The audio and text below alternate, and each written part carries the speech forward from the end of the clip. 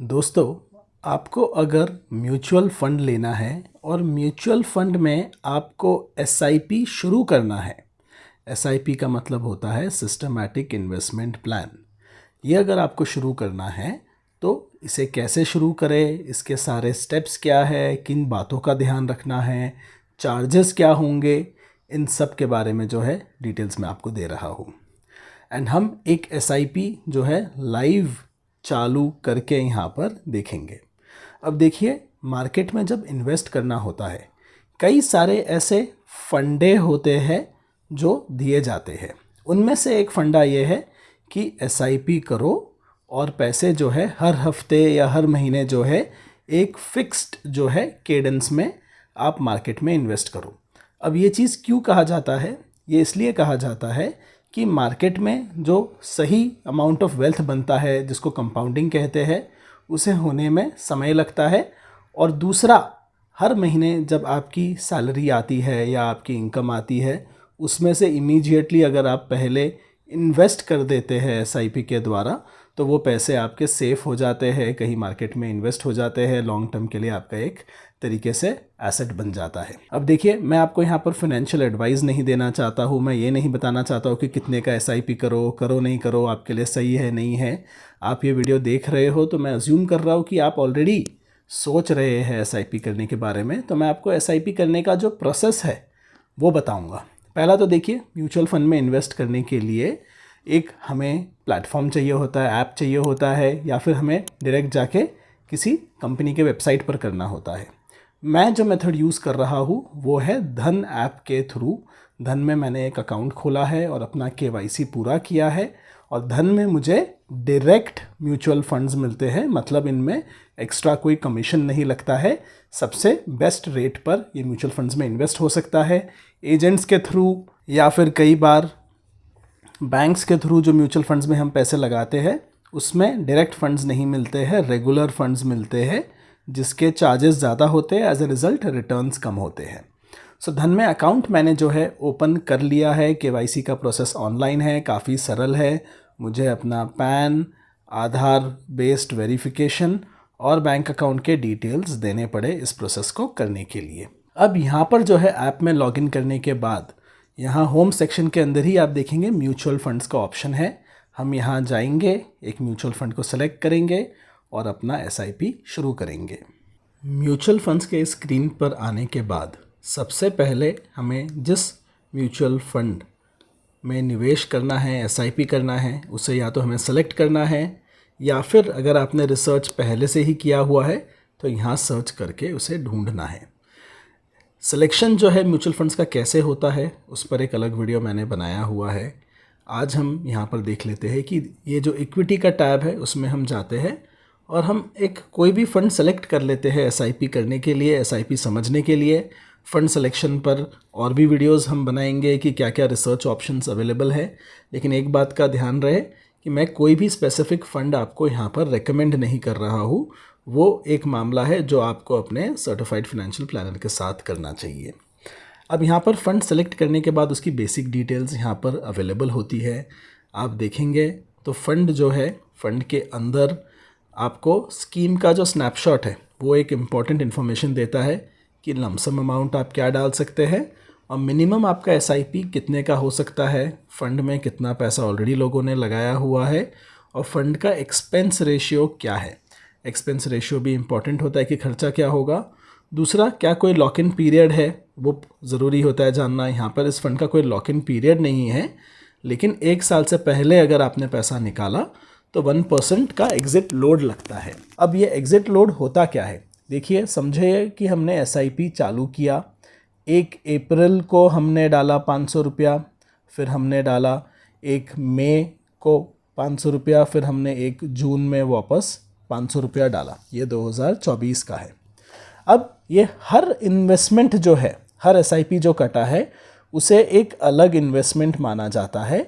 और हर इन्वेस्टमेंट का, हर एसआईपी के अमाउंट का, इंस्टॉलमेंट का जो है, 1 साल पूरा होने के बाद उसे अगर आप बेचेंगे तो आपको ये एग्ज़िट लोड नहीं लगेगा। उसके पहले आप बेचेंगे तो आपको एग्ज़िट लोड लगेगा। समझिए कि मैंने अप्रैल में ही, अगले साल अप्रैल में जाकर 2025 में अगर मैंने ये दोनों यूनिट्स को बेच दिए, तो ये पहले दोनों यूनिट्स को अगर मैंने बेचा अगले साल, तो ये जो पहला यूनिट है उसका 1 साल पूरा हो गया होगा अप्रैल में, लेकिन ये दूसरे यूनिट का मई में पूरा होगा, तो इसके ऊपर मुझे जो है बेचते समय 1% कम मिलेगा। तो समझो मैंने अगर 10% रिटर्न कमाया था, 100 का 110 हो गया था, तो निकालते समय मुझे लगभग 109 ही मिलेंगे वापस। तो बस ये एक बात होती है एग्ज़िट लोड की, जो आपको पता होनी चाहिए, और वो सारे डिटेल्स यहाँ पर अवेलेबल होने चाहिए। सो SIP आप एक तरह से मान के चलिए इक्विटी में आप कर रहे हैं और कुछ ऐसे फंड्स में कर रहे हैं जहाँ पर एग्जिट लोड है, क्योंकि ये जनरली हाई ग्रोथ फंड्स होते हैं, ऊपर भी ज़्यादा जाते हैं, नीचे भी ज़्यादा जाते हैं, क्योंकि इनमें रिस्क होता है। नीचे आप देखिए ये इक्विटी फंड्स है तो रिस्क इनमें हाई होता है। रिस्क तो भैया आपको बता देता हूँ, पहले ही मार्केट में पैसा डालने में होता ही है। तो ऐसे वाले फंड्स में एग्जिट लोड होता है। ये अज्यूम किया जाता है कि आप लॉन्ग टर्म के लिए इन्वेस्ट कर रहे हो, आप मिनिमम 1 साल तो रखोगे, ऐसा फंड्स का मानना है। अब हम चलिए इन्वेस्ट नाउ क्लिक करते हैं, और इन्वेस्ट में यहाँ पर पहले SIP का ऑप्शन हमारे पास अवेलेबल है। SIP का हमारा अमाउंट क्या होना चाहिए, वो क्या ये वीकली होगा, मंथली होगा, वो यहाँ पर सेलेक्ट होता है, और किस डेट पर होगा। सो ठीक है, हम यहाँ पर जो है हमारे SIP का अमाउंट जो है उसे 500 कर देते हैं, और यहाँ पर डेट चलिए हमने महीने के 21 तारीख को डिसाइड किया है, तो चलिए 21 तारीख को ही होगा। पहला SIP आज होगा, नेक्स्ट SIP 1 महीने बाद होगा। अब यहाँ पर इसके चार्जेस जो है, मुझे जहाँ तक पता है इसके कोई भी एक्स्ट्रा चार्जेस इस प्लेटफॉर्म पर नहीं लगते हैं, तो ये एक फ्री सर्विस है SIP करने के लिए। अब यहाँ पर जो है हम इन्वेस्ट एज SIP क्लिक कर देंगे। अब SIP करने पर क्या होता है, एक तो देखिए आप हो सकता है हर महीने आके खुद अपना अमाउंट अप्रूव करो, दूसरा होता है आपके बैंक से अपने आप डिडक्ट हो जाए।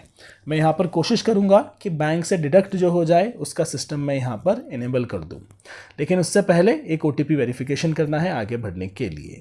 अपना OTP डालकर मैं आगे बढ़ गया हूँ।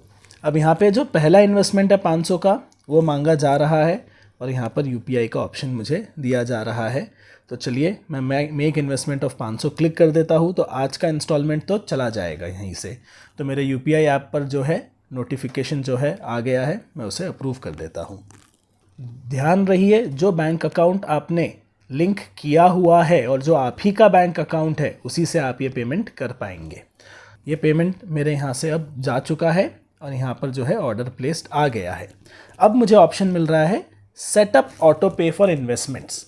ये जो प्रोसेस होता है SIP का सेटअप ऑटो पे, उसका मतलब ये होता है कि अब मैं अपने बैंक अकाउंट में एक्सेस दे दूंगा मैंडेट के थ्रू, जिससे ये पेमेंट्स अपने आप हो पाएंगे। तो मैं सेटअप ऑटो पे क्लिक कर देता हूँ, और यहाँ पर नेक्स्ट क्लिक कर देता हूँ।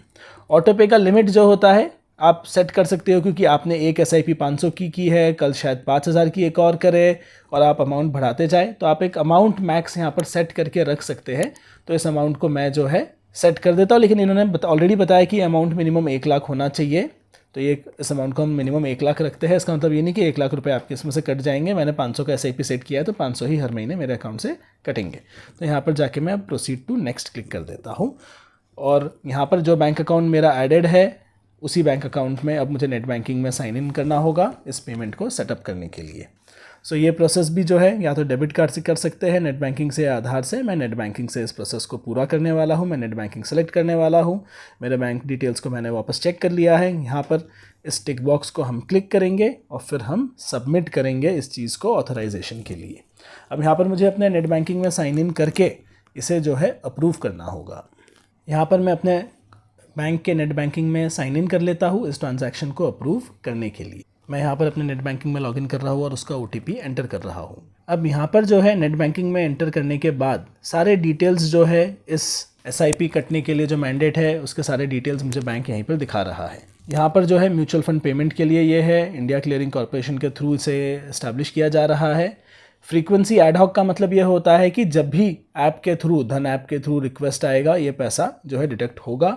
और ये अगेन एक बहुत ही ऑथराइज्ड और रेगुलेटेड मामला है, तो डरने की कोई बात नहीं है। मैं अपने खुद के बैंक अकाउंट में ये आपको करके दिखा रहा हूँ। यहाँ पर जो है मैं टिक बॉक्स क्लिक करने वाला हूँ और फिर कन्फर्म को दबा दूँगा। ये मुझे लगता है कि मैंडेट अब एक्सेप्ट हो गया है और प्रोसेस अब आगे अपने आप बढ़ेगा। मैं थोड़ी देर यहाँ इसी स्क्रीन पर वेट करूँगा। अब देखिए ये मैंडेट हमने जो डाला है उसको अप्रूव होने में भी थोड़ा सा समय लगता है, लेकिन अगला इन्वेस्टमेंट जो है वो 1 महीने बाद कटना है। तो ये रिक्वेस्ट प्लेस हो गया है एक आध दिन में, अगले जो है 1-2 दिन में मुझे कंफर्मेशन आ जाएगा धन द्वारा और मेरे बैंक द्वारा कि ये मामला सेट हो गया है। सो यहाँ पर जो है अगर हम आए तो आप देख सकते हैं 2 ऑर्डर्स इन प्रोग्रेस अब दिखा रहा है। सो ये ऑर्डर जो है SIP वाला अब इन प्रोग्रेस है। तो 500 रुपये का परचेज़ जो है वो तो इमीडिएटली हो रहा है, तो उसमें अप्रॉक्स डेट ऑफ अलॉटमेंट भी बता दिया गया है। लेकिन इसके साथ साथ जो ऑटो पेमेंट है वो भी जो है अब हमने प्रोसेस कर दिया है, तो वापस वो भले ही हमें कहे कि ये कर लो, इस वक्त हम शांति से बैठेंगे और वेट करेंगे कि ये जो है SIP अपने जगह पर आ जाए। आपको आपकी सारी SIPs अगर देखनी है तो म्यूचुअल फंड सेक्शन में आने के बाद धन में आप नीचे स्क्रॉल कीजिए और यहाँ पर देखिए योर SIPs का ऑप्शन है, इसमें व्यू ऑल SIPs होता है, उसे हम क्लिक कर देते हैं और यहाँ पर देखिए अपकमिंग SIP के इंस्टॉलमेंट्स दिखने लग जाते हैं। अगला वाला 1 महीने बाद 21 नवंबर पर है। सो यहाँ पर जो है मैंडेट ऑथेंटिकेशन सक्सेसफुल है, पेंडिंग अप्रूवल, तो जो मैंडेट हमने दिया है ऑटो डिडक्ट करने का बैंक से वो भी यहाँ दिखाई दे रहा है कि सक्सेसफुल है लेकिन पेंडिंग अप्रूवल है। तो चलिए उस प्रोसेस का भी पूरा होने का हम वेट करेंगे, लेकिन SIP अब हमारी शुरू हो चुकी है। आपके कोई सवाल हो तो कमेंट में ज़रूर पूछिएगा।